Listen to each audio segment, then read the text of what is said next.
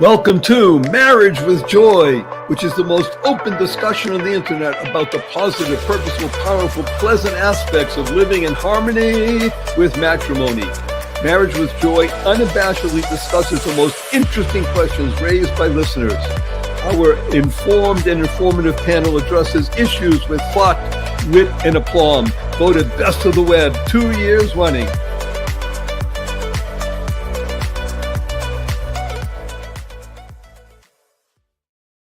Good, beautiful, bountiful, beloved, immortal beings, and good-looking people. You're good-looking. So I was looking for and finding the good. You found good in abundance because you tuned in consciously and conscientiously to Marriage with Joy. Now, notice I didn't say marriage with joy.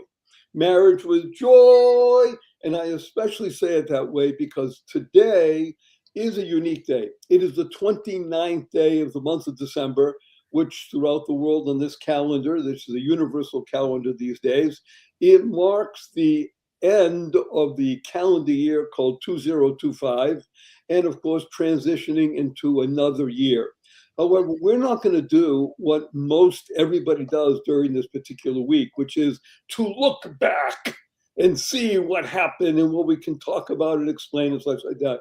And we're not even going to look forward into 2026. What we're going to do is talk about where we are at the moment and how that applies to this most remarkable and important bedrock of true human civilization. And that is marriage. Marriage, again, from my perspective and the perspective of our beautiful, wonderful, and very highly intelligent and informed panel, of which we only have a sliver at the moment. We'll talk about that in just a second. Is again, not just the bedrock, but it is the foundation of what civilization is really about. And it's between a man and a man, a woman.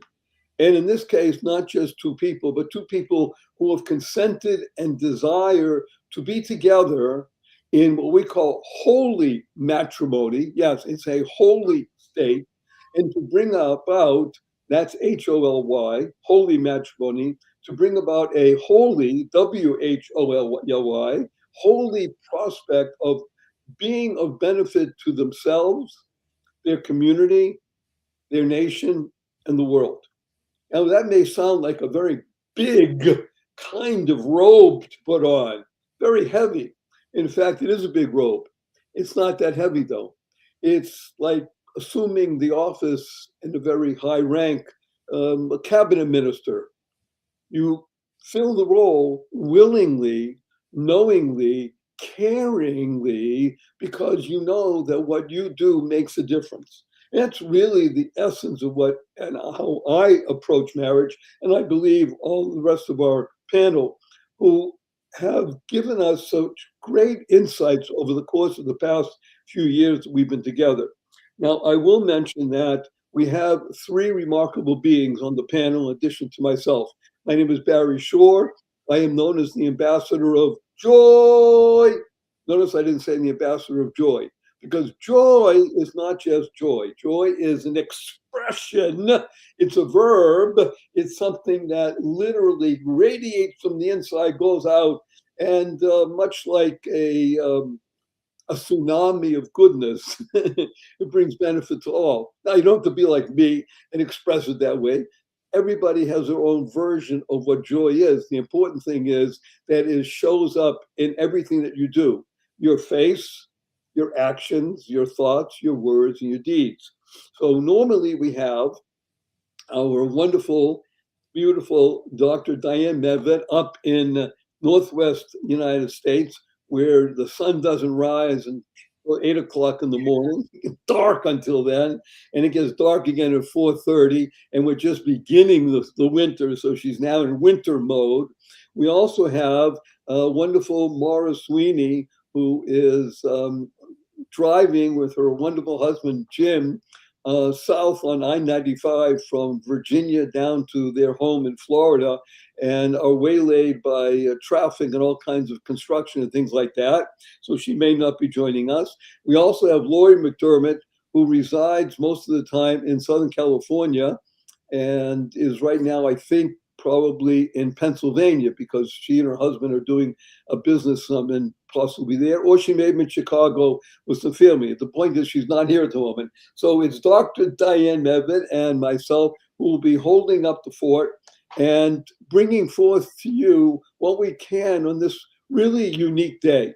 Because as I said, it's not about looking back, it's not about even looking forward, it's recognizing where we are in the United States of America in a very pivotal moment. So I will just give a little bit of introduction, and I'm going to turn it over to Dr. Diane Medved to begin telling us more about some of the things I'm going to mention. And I will say the following. I invest a great deal of time reading about trends in marriage and trends in human relations. And I do it because I'm deeply interested. I also do it because I'm of age. I'm 77, therefore I've lived more than 7 decades on this earth. And I care deeply about the United States of America, where I was born and raised, and about the world of the United States of America for my grandchildren, not just so much my child, my grandchildren. What kind of country will they be living in? What kind of culture will they be living in? It will be vastly different, I can see at this moment, than the one that I grew up in. By the same token, that doesn't mean that it's negative. That just means it may be vastly different. And part of what's been happening that I see is that there's a trend line that is breaking down in the sense that until quite recently, the trend was very much against marriage and very much in favor of people, individuals pursuing career or even not career, just self-indulgence. Notice I didn't say self-development. I said self-indulgence. And it was prescribed as a benefit, as freedom, as a way of expressing oneself to the full.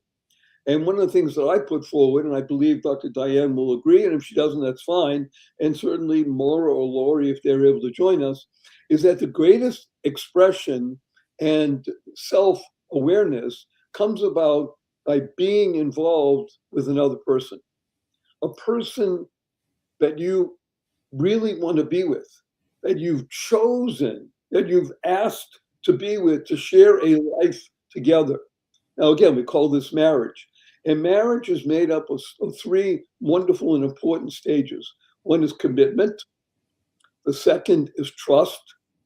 And the third is, for want of a better term, longevity. In other words, the ability to recognize that you are plighting your troth, to use old language, that you're plighting your troth to another human being and relying upon the fact that that human being will not betray your trust or their trust. Because the T word, actually 2 T words, one is transformation and one is trust. I believe that every human being wants to live a transformative life. In other words, the greatest life possible. The second is, and I believe very deeply, and I can bear it out with examples, although there are obviously examples in my own life, that happens most often in a relationship that is called marriage. And I want to make mention that at the moment, unfortunately, many women especially were fed a particular philosophy over the past 35, 40 years, we'll call it 2 generations, that in fact, marriage was something that was not necessarily to one's benefit, and certainly that men are not necessary to one's, again, for a woman, men are not necessarily beneficial to one's growth in the world. And then if I had to choose a word to understand people about marriage, it was that marriage was a form of slavery. Now, I know that's a very radical use of the word. However, I've heard it from a number of very successful women who eventually did get married and have families and such. However, they were told that it was slavery. And part of it is actually true. Now, how can I say that? Because really what marriage is about is an S word. Not slavery, though. It's the word called service. Now, it's not service one to the other. It's the ability to enter into a harmonious relationship with two people, recognizing that each one is there for service to the world. To grow up knowing that service is an important aspect of self-transformation is a very high level, I believe. Now, again, this is how I was raised, and it's going against the grain of what exists in American society today. However, I will say on a very high note that I do see a trend that is moving more towards men and women opting to engage in matrimony for long term and trusting each other. So on that high note, I'd like to go and turn it over to wonderful Dr. Diane Medved. Again, this is not based on any particular questions that I've had, which was what we usually do. I'm just using this as my dialogue introduction and asking you, Dr. Diane, because this is your field of study, of course, psychologist, an author, podcaster, and an expert in human relations. What do you see as women perceiving marriage in this current time, in the year 2025? This is a complicated question. First of all, I see subgroups where people are continuing and never have left the value of marriage. And I think that there is quite a few people who, when I wrote my book, The Case Against Don't Divorce, I wrote two books against divorce. One was called The Case Against Divorce. That's about 25 years ago. And then I wrote a book called Don't Divorce more recently. And for that more recent book, I looked at the trends, and it said that 95% of people asked, do you ever hope to be married, happily married? 95% of respondents wanted to and aspired to be happily married to someone else. And so I think in a way that kind of explains why people choose to marry and then get divorced, because they have unrealistic expectations perhaps, and that they're not fully committed perhaps, which is a very important ingredient you mentioned, Barry. But I think most people, if they could have a good relationship with someone, would choose that. It isn't that marriage has gone out of style. It isn't that marriage is undesirable. It's that people's belief in what marriage is has unfortunately, I think, become more selfish. And when people are not aligned with your value of service, which I think is basic to any good relationship, marriage or any other type, if you can tune into the idea that this isn't about me, it's about us together and our union and what I can do for the other person, then you have a basis for trust. But without that commitment and without that view of service, what's your basis for trust? You don't have it. All you have is I can only trust myself. And a lot of people don't even trust themselves because unfortunately in our culture, when we have so many influencers that are watching, that are defining the trends and defining what is acceptable and defining what is desirable, people spend way too much time on their screens. Now, nobody's debating that. There's a book by Haidt called The Anxious Generation that documents it among today's youth. And I think, unfortunately, that has led to people expecting marriage to fulfill all their desires. And it doesn't. I mean, it can fulfill the most basic, important human desires that can then feed everything else. But moment to moment, marriage is not going to solve all your problems or feed all your needs, but it can be the basis from which you go out and serve. And you serve the other person. You serve making a relationship. And what I talk about in my book is the family project. you can make a life doing a family project together. And it is that togetherness that gives the fulfillment. If you watch your children growing up, there's nothing better than, now that doesn't mean day to day, you're not frustrated. I happen to have my grandchildren with me this week, and they tend to be very obnoxious to each other and cause the other one to cry and the other one to scream. And it's always when I'm driving and I can't pull over. Kids can be frustrating, and being a parent of anyone at any age can be very frustrating. And being married to the other person who leaves out their dirty dishes, even though you've told them over 50 years not to do it, there's bound to be things like that. But I think the key is the underlying commitment. Never will cleaning my husband's dishes rock the foundation of our relationship, because that's nothing compared to what's really important. And I think what we need to teach our children is those underlying important values, that you really have to trust the other person and be reliable. One of the things that people complain about, I've been a psychologist, and people have often in a relationship will say, well, he said he'd be there at this time and he wasn't there. And or when, if you're not that bedrock for the other person who is reliable and trustworthy and constant and unwavering in your support, then that will shake the relationship. Also, if you do things that are totally selfish and make the other person crazy, that person's going to want to go the other direction. Unfortunately, in our culture, there's so many people who are divorced multiple times. And even people who are giving advice that you see here and everywhere, you know, the influencers, the people, they've all, it seems, most everybody gets divorced. And I think that is a value that we need to reverse in our culture, because that has changed. Now, I don't think that in the past we had the best situation where people felt trapped. I don't think that's a good thing.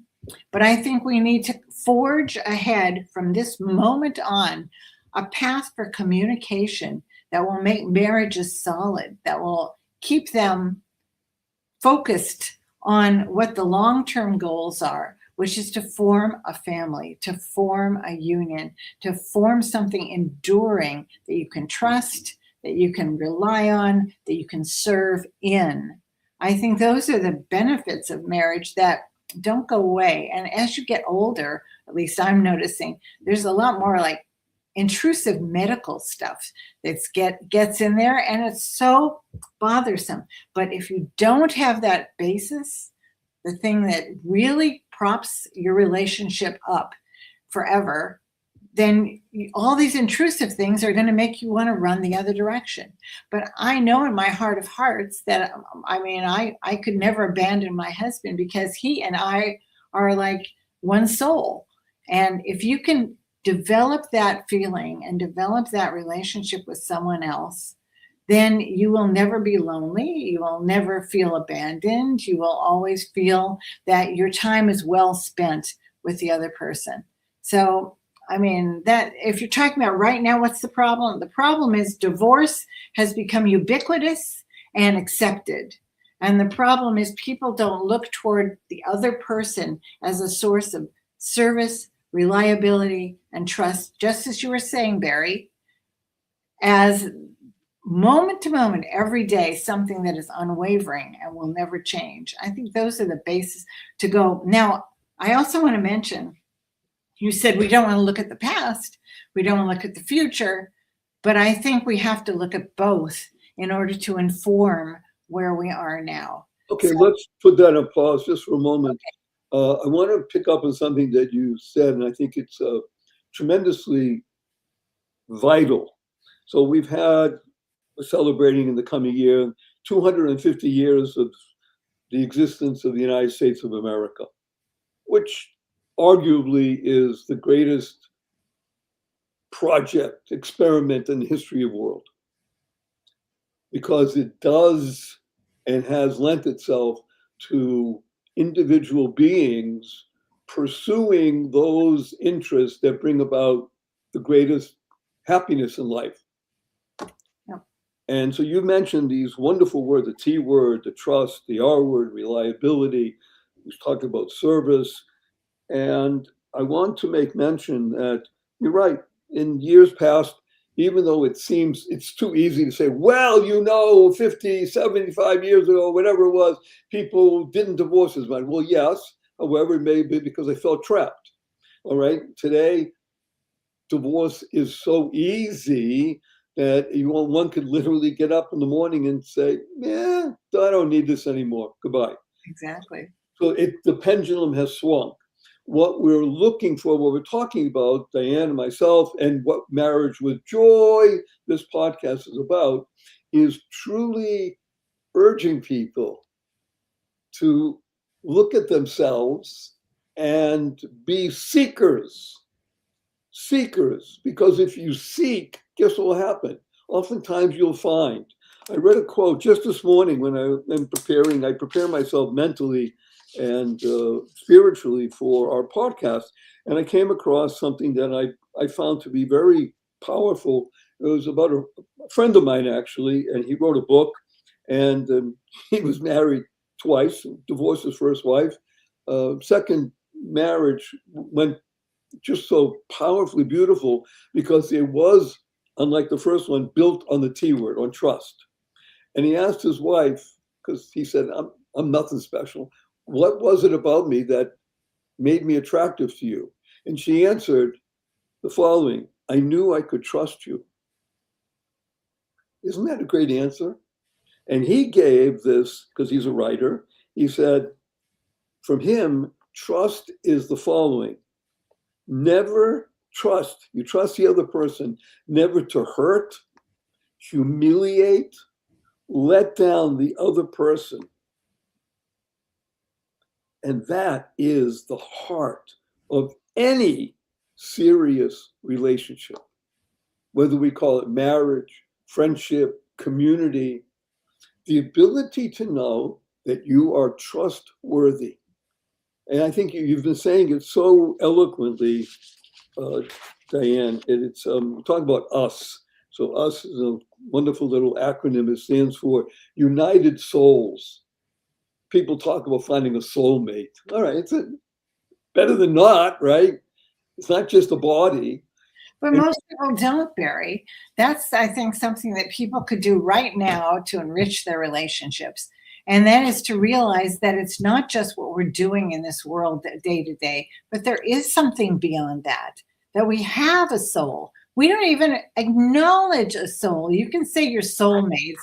Well, what that typically means for people is you like to do the same things, you have the same kind of background maybe, or you have the same kind of ambitions, but you don't talk about something greater than what we're doing right now or where we'd like to go. Most people have to add that component of soul to their relationship and see that there's more to be. Where do you go when you're asleep? Well, your dreams could be about the other person. They could be about who knows what. The point is you're more than just physicality. And I think that we need to look at that and talk about that and add that and say what that means to you. Or does it mean to you? I mean, all this is something that together two people can discuss and grapple with. One person alone is kind of isolated.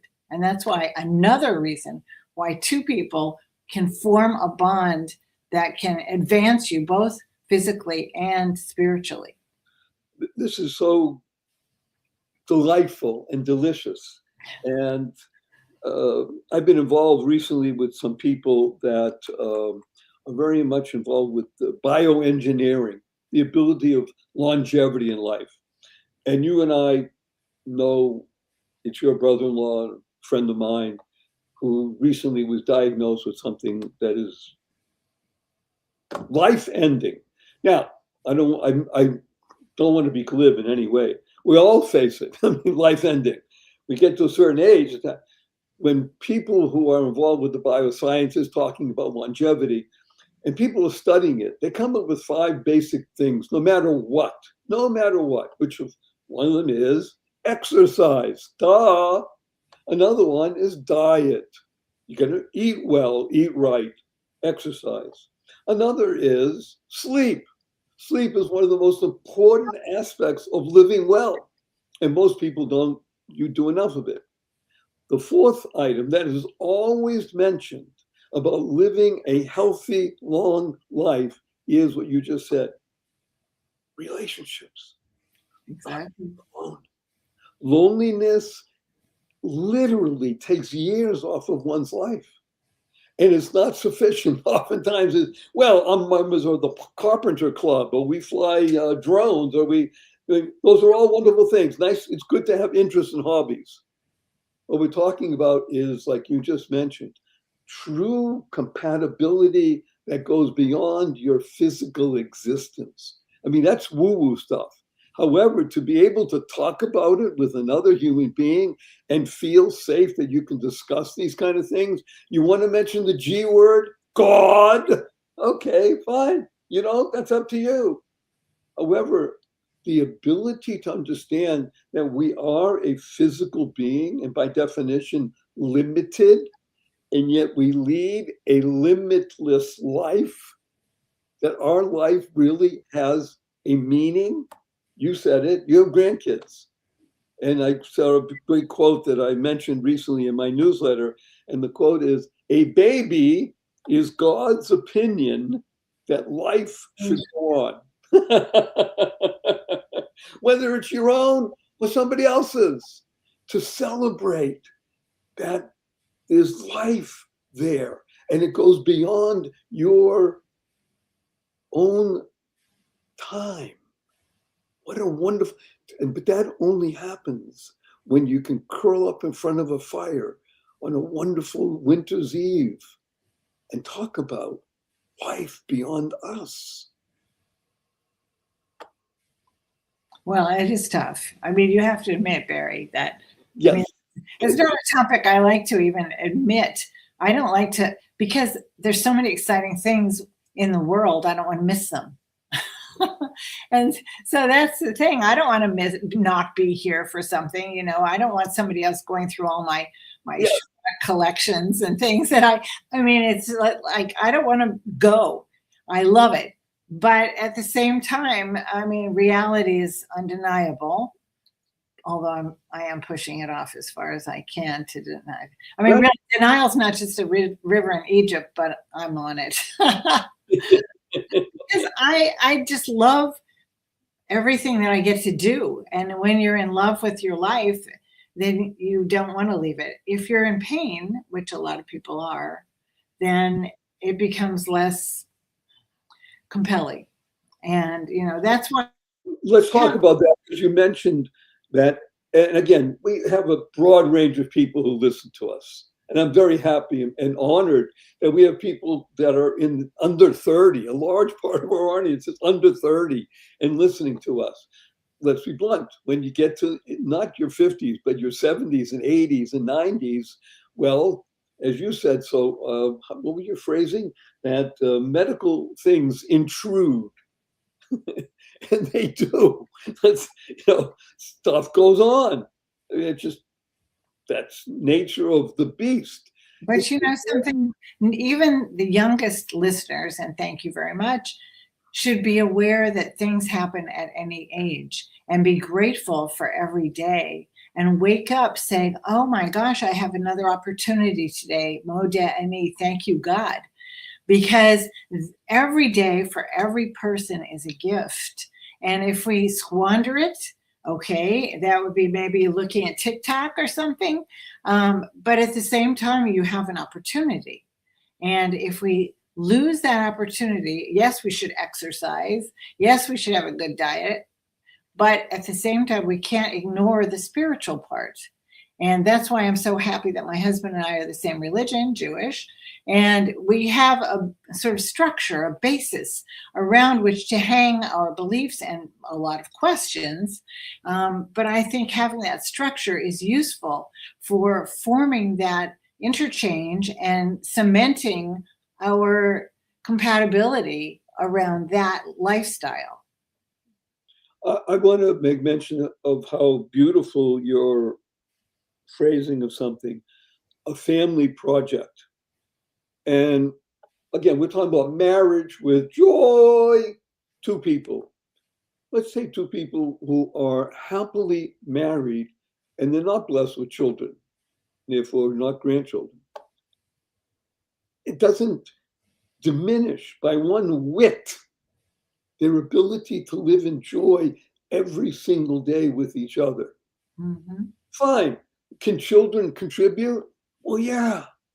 Make it even maybe more? Okay. As though you said, Diane, having grandkids and they're back fighting with each other and you can't pull over and you want to scream, and then at the same moment, you don't. Because what you don't want to do is be the screaming grandmother in this case, or grandfather, because first of all, why? Well, they bothered you? Scream. No, if you scream, I scream, we all scream for ice cream, they all scream. And that's the point, is that you need to be a role model. And so in a sense, having them around forces you to be a better person. By the way, I'm flattering you, but you should know. I get a number of emails about each one of the people, about Lori, about Maura, you, so myself. And it's very flattering when I read what they write about you, because what you just said really brings out who you are. Having the kids there and screaming and, let's say, messing up the house and things like that, well, that enables you to be the best you. You have to respond in a way that you don't want them. You want them to learn the right response, not the wrong response. Well, part of it is the ability to respond rather than react. See, reacting is a knee-jerk action. Responsive, even if it takes a tenth of a second or a second or two, and then deciding what to do. I should get angry? Maybe I'll laugh. Okay, why? All right, fine. And something, and I'm talking about things that really could bother you. Things that really could, but not just, okay, they spilled something. I mean, things bother. By the same token, what I'm saying and what our podcast oftentimes is about is that this is the genius of marriage. It's transformational. If you ask people, what do they really want in life? Say, I want to be the best me. I want to be the best possible person. Well, oftentimes the best way to be the best you is by making sure that, as you've mentioned very many times on our show, the azer kenegdo, that sounding board, that flint, that what do they call that? So that sandpaper, whatever the process is of enabling one to become one with another being, that's certainly not easy. And as you said, and here's the key, it's the E word, expectations. What expectations do you have when you get married? If your expectation is, well, wow, life is such a bed of roses, I'm so happy. Well, as long as you understand that there are thorns and roses, that's great. However, so I have to say that there are a lot of people who may be married to someone who is not exemplary.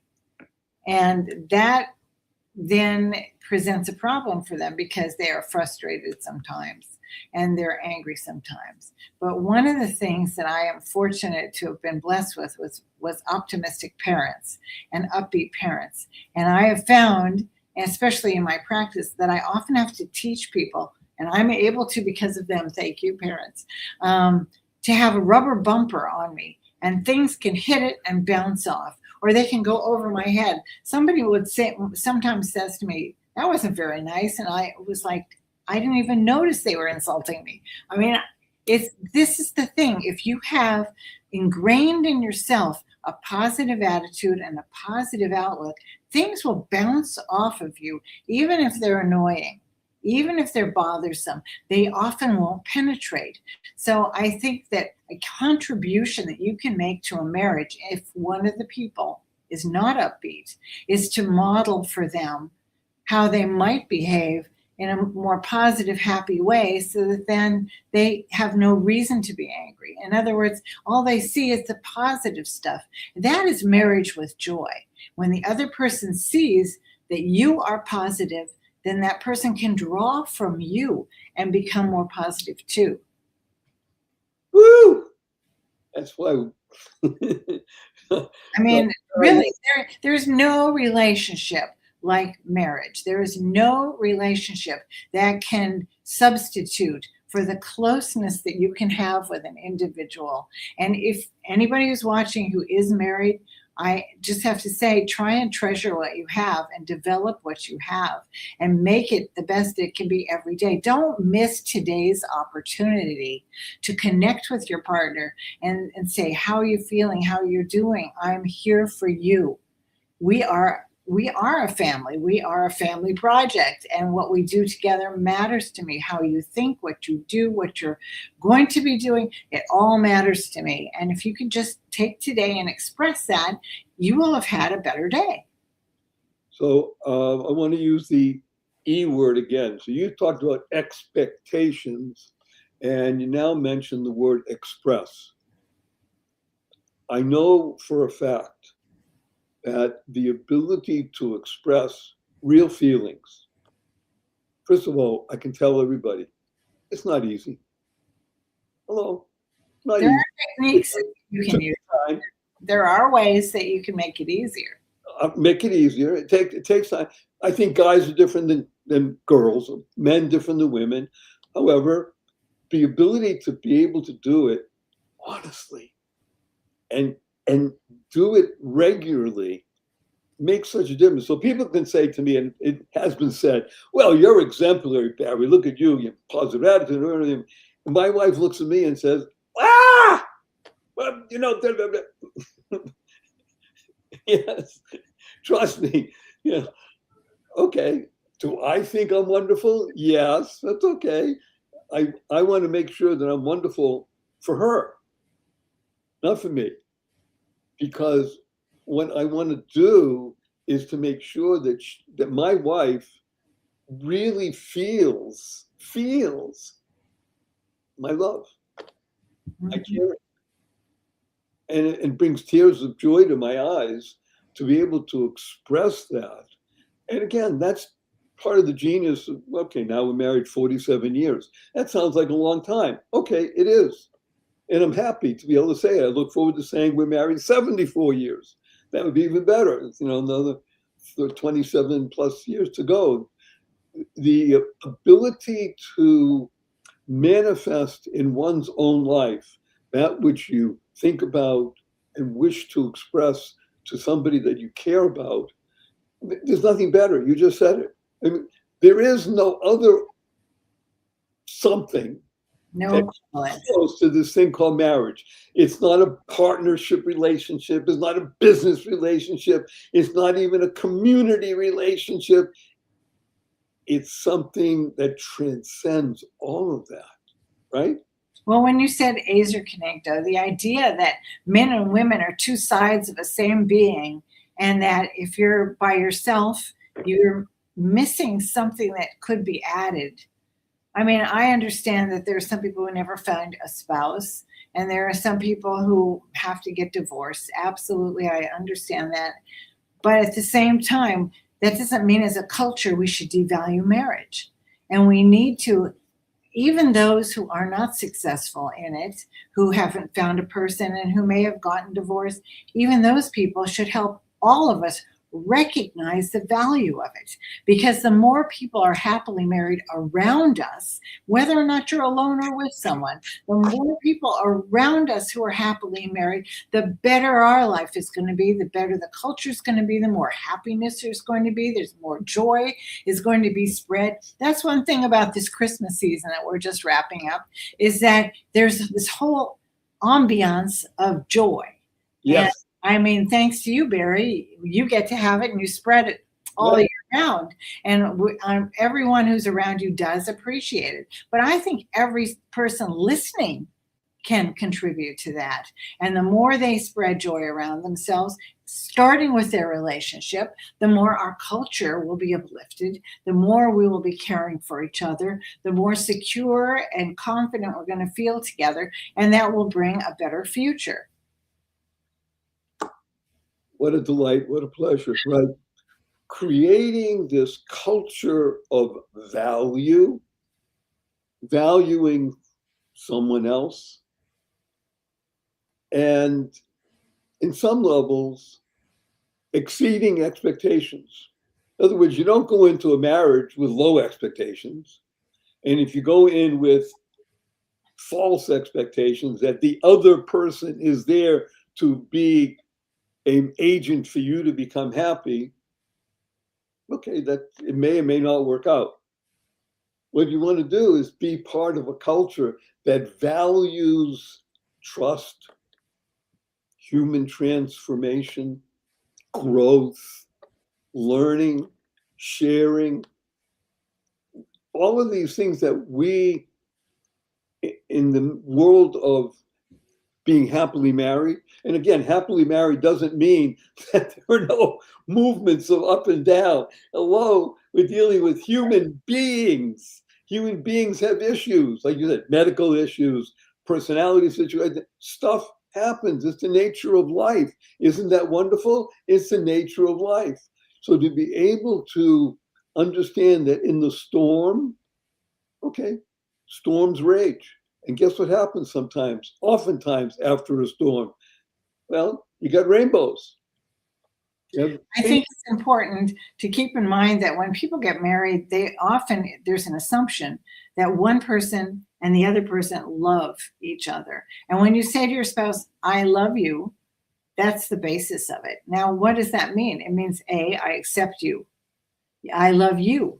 I love who you are. I love the underneath you, even though sometimes you may get angry, you may be frustrated, you may be tough to live with you may be sloppy, whatever it is. If you have a relationship that's based on I love you, then you need to accept the other person for who they are. That doesn't mean they can't improve or change but I think your whole life, you're navigating what it means to love the other person. Because as you just said, things change and things can get better, they can get worse, they go up, they go down, but it's a constant navigation. It's a constant expression and communication. And without that daily communication, then you're not going to have a relationship. It's all about interface. It's all about what's important to you now. How can I be with you? And I'm here for you. I love you. I love you it's so on a pedestal.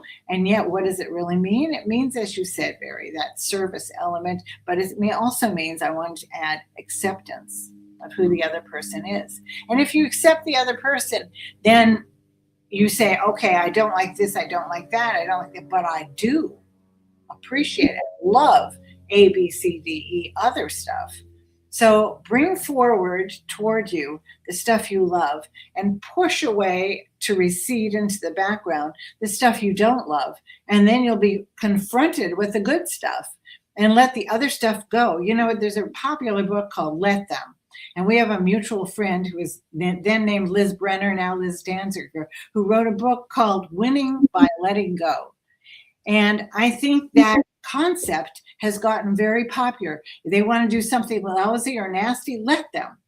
In other words, don't bring it into you. Win by letting go. Just let it go. Let them be whoever schmuck they happen to be. And you just make sure that you're going in the direction you want to go. And really, that book is 2 words. And Liz Danziger's book, Winning by Letting Go, it was 4 words. That's all you need. Just put those in your brain. Other people can be who they happen to be, and we accept it. Let them be who they are.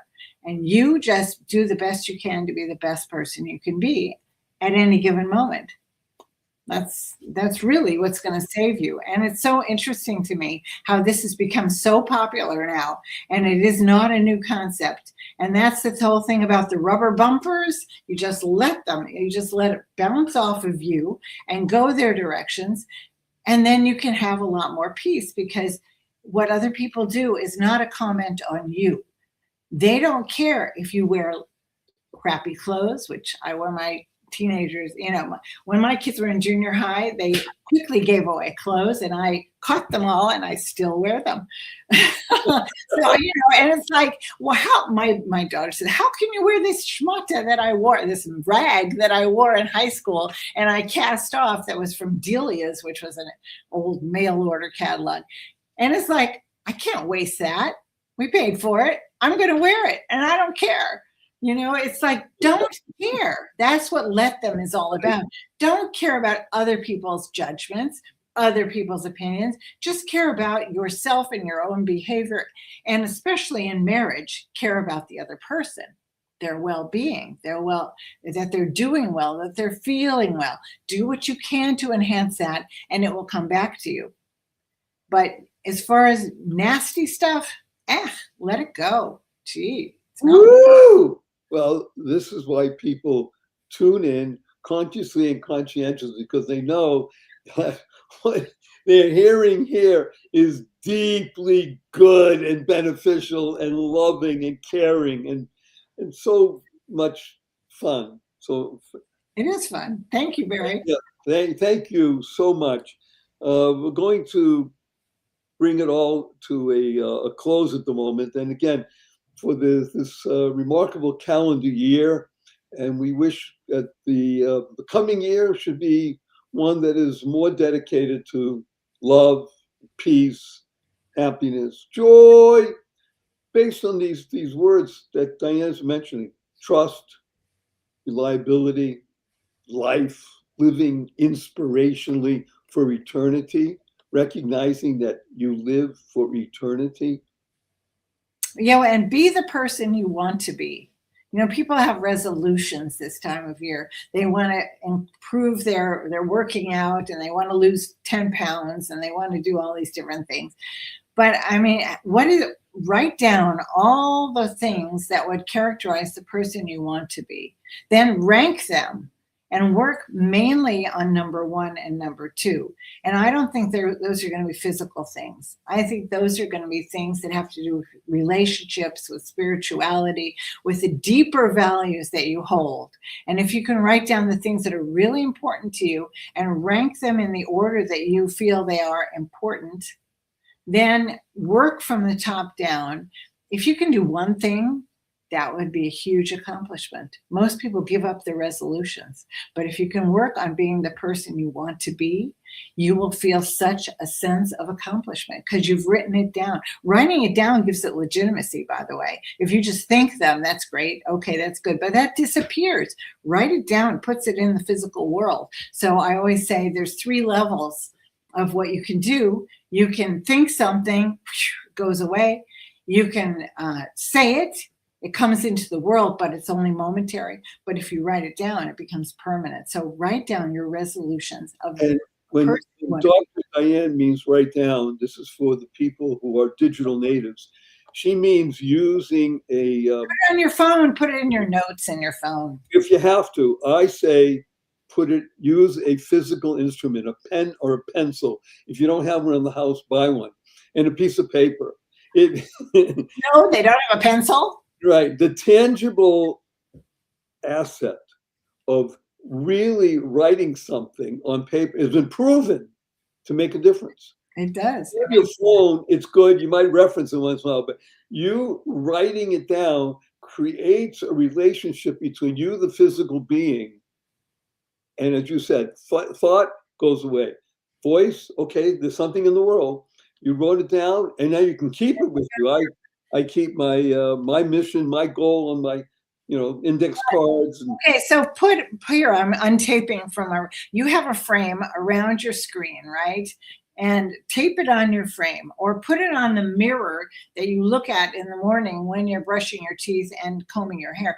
Put it in front of you because the more times you see it, the more it becomes ingrained in you. And so if you put your goals in front of you over and over and over every day, eventually you will be at least evaluating if you are moving toward it or not moving toward it. And that evaluation is valuable in making you a better person in and of itself, even if you haven't done anything toward it. Just the thought that you might want to is improving you. and you can take it from Dr. Diane Medved. It's truth, MS. Okay. Well, I tell people. Let's put it that way. Well, again, thank you so much. It's always a delight to be with you. Maura, we miss you. I hope that you and Jimmy are safe. Lori, I hope that you and the family are safe during this winter time. And Diane, it's a joy and a delight. And of course, we like to give a blessing to everybody who's been listening. And we do a group hug.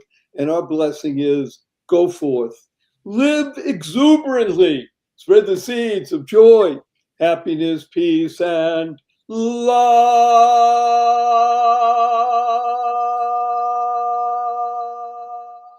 Oh man, go make a difference. And a group hug, heartfelt, unlimited giving.